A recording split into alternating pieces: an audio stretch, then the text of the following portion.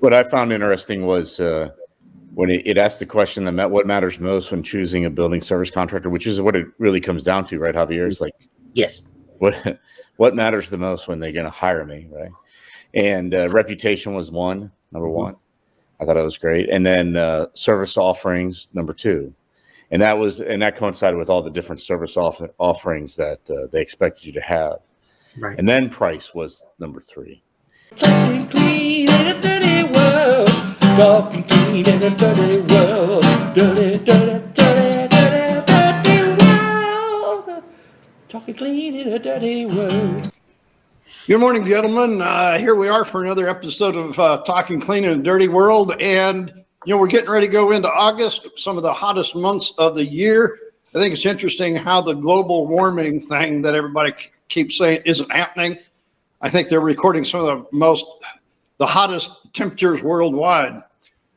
Don't know how it is in your area, folks, but I guarantee you down here in Florida, it's not just the heat, it's the humidity that goes along with it. So welcome to another episode. And gentlemen, I threw out some interesting situations, and I want to start with Javier since he's all relaxed from a 3-day vacation. Yeah, he's all bright-eyed there. Did you get a chance to look at this BSC report, Javier? Yes, I did a little bit, Dave. Don, I think you have some questions you wanted to ask Javier before we got here. Go ahead. Sure. Good morning, Dave. Javier. Good morning. Good morning. And Bobby. As I was looking through it, I was thinking of Javier the whole time. I was thinking, I wonder if he agrees with the percentage, the report percentage that came out. I mean, does that fit in line with what you're experiencing out there, Javier? Yeah, it's about accurate. I would say, it's it's kind of the same on a daily basis, on a situational basis. Yeah, I would agree with it. Yeah, okay, that's good. I was thinking that things really haven't changed much, and all the things we've been talking about in these telecasts and podcasts about going AI and everything going automated is all that. It's still not catching on in the real world. Folks out there doing the work, and I think that's where the pushback comes from. To me, we're ahead of the game as far as what we know is available, but the workforce out there has not caught up to that. Would you agree with that? I do, Don, and I think that it's just a question of time. It's one of these things that you have to continue to keep educating people. You got to keep putting basically stuffing it down their throats. It's just going to take it takes time. It's one of those things that we all wish that everybody could catch on early, but it's just hard. It just takes time and repetition and repetition and repetition. Well, I think what the gentlemen are talking about here, folks, is a report that came out from CleanLink. We happen to watch CleanLink quite often because they're kind of where all the news comes out. And the surveys they're talking about is right here. What do executives expect from BSCs? And I'm going to switch over while you guys talk. I'm going to switch over to the report and show some graphics here for them. So, gentlemen, go ahead and continue your discussion there. Well, anyways, as I was saying that, yeah, that's the thing. Every day I think that in the industry we strive to make those changes and to do so, but it's a whole culture. It's getting someone, or getting a whole group of people to understand all the different developments and the things that things that should be done and moving forward. So, but it's challenging. Well, I think what I found interesting was when it asked the question that what matters most when choosing a building service contractor, which is what it really comes down to, right, Javier? It's like, yes, what matters the most when they're going to hire me, right? And reputation was number one. I thought it was great. And then service offerings, number two. And that coincided with all the different service offerings that they expected you to have. Right. And then price was number three. But Dave, what I also saw was our challenge is certification is number four. So the price actually is more important to the end user than the certification of the whether or not the contractor is certified or trained. And I think that is for our message has to get to where we got to get certification to be as important as reputation and service offering, right in that line above the price of the item. So as our industry grows, hopefully that's what that does. Because in a lot of other industries, certification is certainly a lot more important than in our cleaning industry. Obviously. So I think to your point here, the report actually shows 47% now are saying that they want the contractor to have certification. Of course, it doesn't say exactly what certification, but as you said, Bobby, there's others that Well, I mean, 53% of them don't give a rat, right? So that's the issue, and the fact that it's below pricing, that's an issue too. Well, that also means it's higher than what it's ever been before, and those numbers are coming up. And I think that the pandemic and coming out of that, I know from the classes that I have here, I see a lot of people that are coming in and saying, "Hey, I need to have a certification to prove that we now really do what we say we do and not what people did during the pandemic." That may be a play, Javier. Absolutely. I've been one to say, and to my wife, we've talked about this before, and to our employees and stuff like that. I think certification is one of the most important things in our industry because the thing is that there's so much competition, but then there's like the people, and I'm not talking negatively about anybody else. I'm not trying to certainly not stop a person, their livelihood or how they make their money, but what I call, in other words, the trunk slammers, right? Or the folks that say that, oh, I'm in the cleaning industry and I clean or whatever, and you got a couple of mops sticking out of the back of your station wagon, and you're out there trying to tackle these buildings and trying to tackle these types of situations where more legitimate companies that want to get certified, like ourselves, like other companies, that we go through a lot of trouble for it and to it. Then you're having to deal with this sort of situation, which in a way, I consider it to be a little bit unfair, but I think the certification part when it comes to the client too is really, really important, to the customer that you're dealing with, because, like you said a second ago, Dave, we don't know exactly what certification it is, but even if you're green certified or anything that you can show them or prove to them that you're different than what would be a a company or an individual that has nothing whatsoever, I think it still makes a tremendous difference. Well, and to your point, though, green certification was on there, I think around 18%. Other certifications is 12. Of course, the big names in the industry, which we all recognize, are always there at the top. We expect that.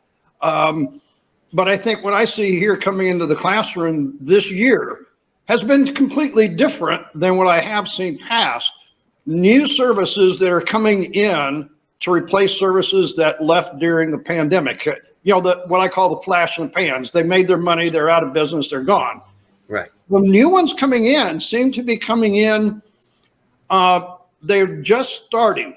I mean, not even, they don't even have contracts yet, and they're getting education before they go out, rather than the people that have been in it for quite some time and now looking for a certification. That's interesting to me when I look at this. Yeah, and as they go to grow their business, if they leverage that and market that, that'll change minds too, because sometimes the end user doesn't know what they need until somebody comes and says, "Hey, I'm certified," and write that in the bid that way. And so instead of getting the station wagon with two mops, or two mops in a station wagon. Two mops in a station wagon. I'm going to buy that website. That sounds like Well, Bobby, you're absolutely correct in the fact that, the thing is they're learning there's a different language to talk rather than the everyday language. And only certified people really understand that language. And I think that's, to your point, Bobby, if they start marketing that, and that's where it's all at, really, isn't it? Yeah. I have a question on that, Javier. In your experience, when you're talking to folks, like you're going in and presenting your operation to someone brand new, mm-hmm. Do they ask you questions like that, or do they ask you more for references of where you've been and what you've done? Don, so far from what we have come across, it's kind of a 50-50 thing. The bigger companies that we're going to bid for, let's say a medical facility that's got, several floor building or whatever, and they've got a management team, they will ask us for certification. Like one building in particular is a LEED certified thing. So they want to know if you know anything about LEED certification or whatnot. But mostly, it's It depends. They really are structured. I've noticed the medical companies are structured a lot on that, but some of the other buildings, they're not that way. They just really, want to go more on your reputation or whatnot. They Google it and they say, "Oh, you're 5-star rated." Okay, so tell us a little bit about that. Blah blah blah. That's so it's a 50-50 balance is what I've come across. But it still goes back. If your website doesn't have it on there, doesn't that still go to your reputation? Oh, absolutely. I think so. I mean, especially in these times that we're in right now, that everybody uses Google for everything, and everybody judges using, Google to judge anything. I mean, from restaurants to cleaning companies, you name it. Well, I want to jump over into that review just a little bit further, because I thought this was interesting. Since our last discussion last month, the IoT is only 15%. 85% say, hey, doesn't matter. Do they really realize what they're talking about when I see this? Yeah, it's unbelievable. I don't think so. That's what I was going to say also on even on our last topic. I think there's a lack of education on the folks who are doing the hiring. I mean, we have done a terrible job in the industry-wide to educate folks on the folks who own the buildings. We've done a terrible job of teaching them what could be or should be in their building as far as the cleaning aspect of it. I mean, it's evident every time they build a new building, they never allow any space for you guys to park your equipment, no place to put your storage. That tells me that the people at the top of the chain who do the architectural and do all that and then build a building have no clue what's needed to maintain that building. And that's why I think for years it's always been that way, that there's a disconnect in our industry. We don't educate the top. We always start at the bottom and work with the people who are doing the work. But we do a terrible job. And to me, that's what, like the ISSA organization and those guys, they should have been doing that. And they just fell down on that completely. They always have. I'm impressed that Javier has a 5-star Google rating. Is he? I just went on and verified it for him, and he does have 5 stars, multiple reviews, many reviews. None of them had the same last name. It was cool. And they're all legitimate people. I didn't pay off anybody for that. Yeah, it is very nice. Very impressive.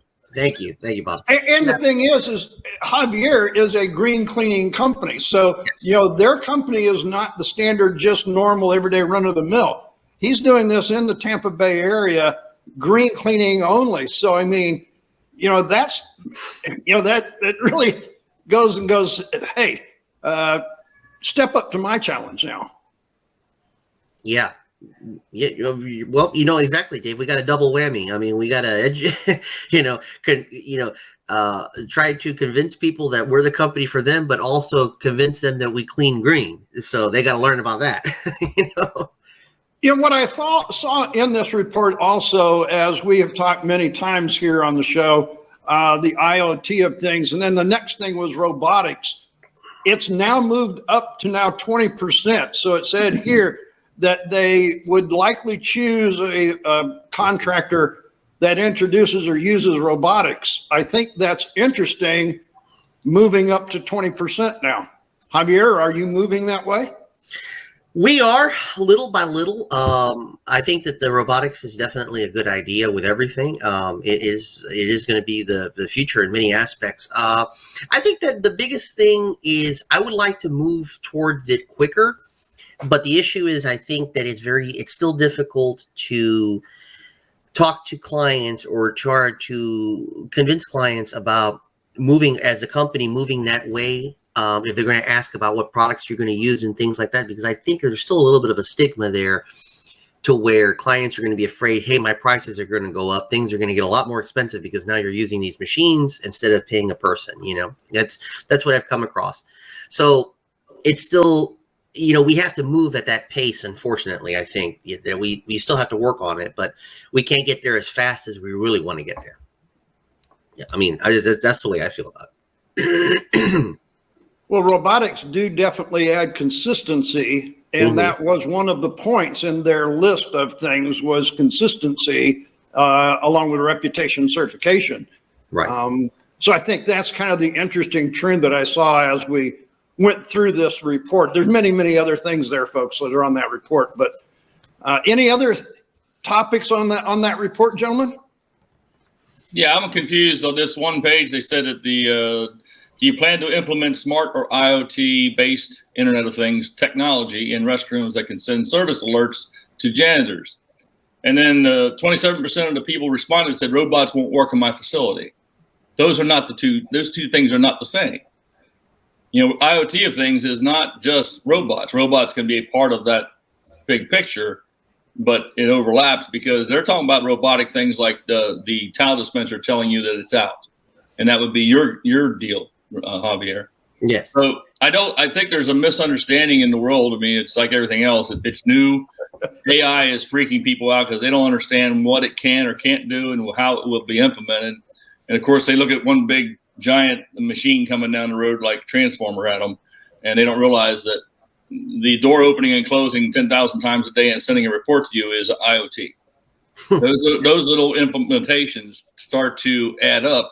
And like I said, we have just done a terrible job of educating folks in our industry what could be, what would be more efficient. And some of this is more efficiency for you, Javier. It's not necessarily more efficient for the customer. You could, if you know when that towel dispenser is running out, you can schedule your people to be there at those times.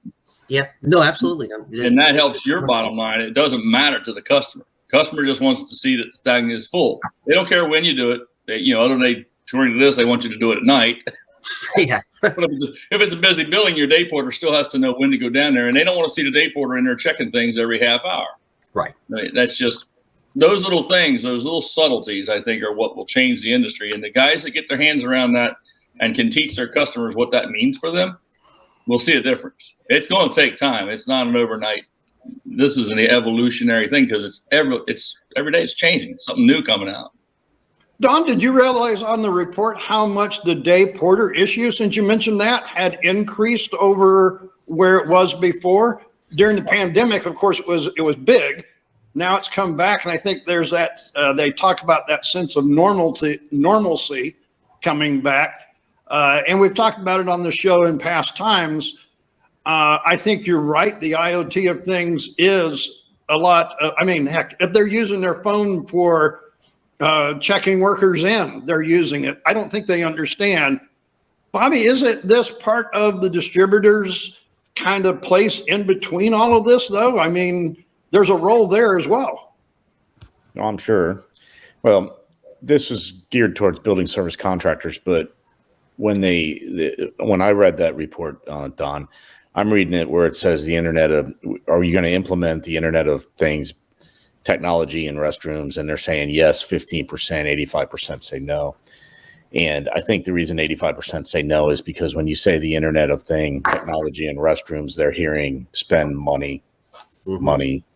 Yeah. Money.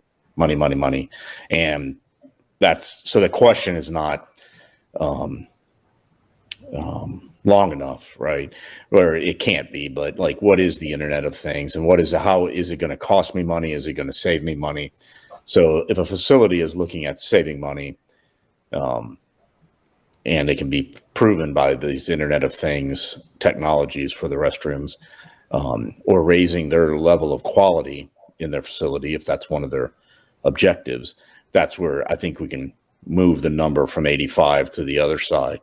That's just a matter of time. I mean, I just saw last week somebody did a demo for us on some robotic stuff, and they gave us insight into what they're working on for 2026 and 2027. And I mean, there's stuff coming that's going to clean desks, it's going to clean the restroom, that's completely robotic. And when all this, stuff that literally can take itself back to the closet, empty itself, charge itself, put itself back out into service. When all those things start to hit, I mean, and the return on investment can be proven, and the level of quality of clean can be risen. I mean, that's all coming, and it's just a matter of time. I mean, this stuff's not going away. There's the Internet of Things. So, how long did it take us in this industry, gentlemen, to get away from always using a side-by-side hand machine to using automatic scrubbers? And still today, some people fight using a simple automatic scrubber, which has been around for 60 years now. Some people still ride horses too. Yeah.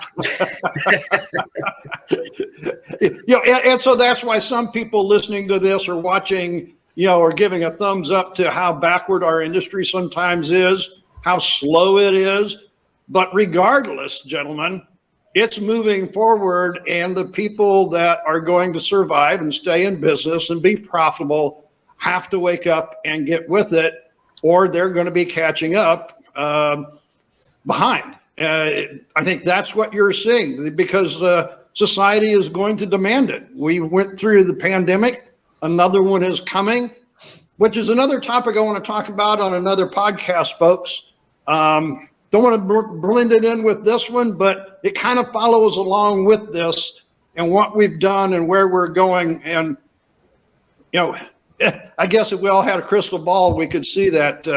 Bobby's looking out there further, 27. I mean, I hadn't seen the one that cleans desk yet. Well, going back, Dave, to what you were saying a second ago, I had just a real quick, interesting story.